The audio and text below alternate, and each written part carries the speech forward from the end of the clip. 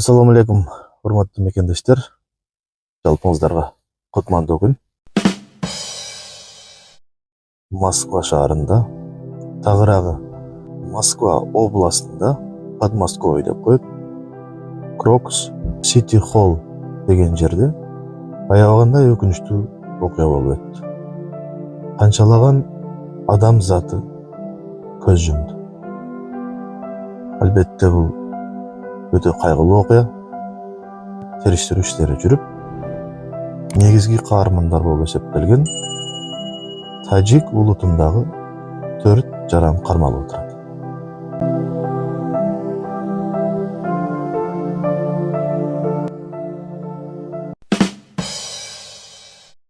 Ар кандай талкуулардын өзөгүнө көз сала турган болсок, жалпы тажик улутун үстүрттөн жаманатты улут катары айтып жаткандар да аз эмес. Террористтик жолго барып, аяусуз адам баласы жасаганга мүмкүн эмес иштерге кадам шилтеген кандай гана киши болбосун, ал улутка бөлүнбөйт. Тажик улутунда дагы өтө жакшы кишилер бар. Ар тараптуу структураларда иштеген, билимдүү, тажрыйбалуу кишилер да жок эмес. Түшүнүктүү, достук мамилеге бийик турган кишилер жок эмес. Ошондуктан мен айтар элем, эч качан тажик улутун жалпысынан жаманатты кылгандан этият кармасак жакшы болот.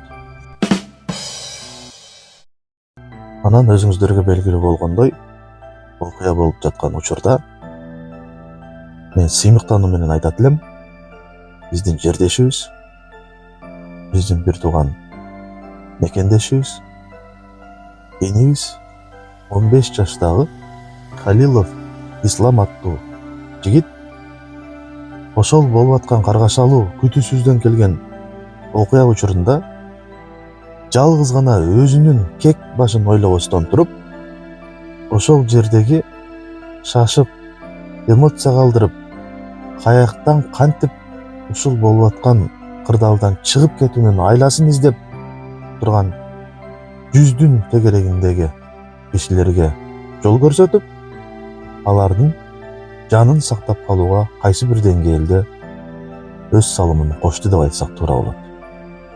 Анткени Ислам энибиз ошол жерде, ошол аталган Крокус Сити Холл имаратында иштеп жатканына байланыштуу, анын ичиндеги кайсы тараптан каяга кантип жол жүрөт, бир аз болсо дагы билгенине байланыштуу, ошол учурда кырдаалга тике карап жардам бергенге жетишти.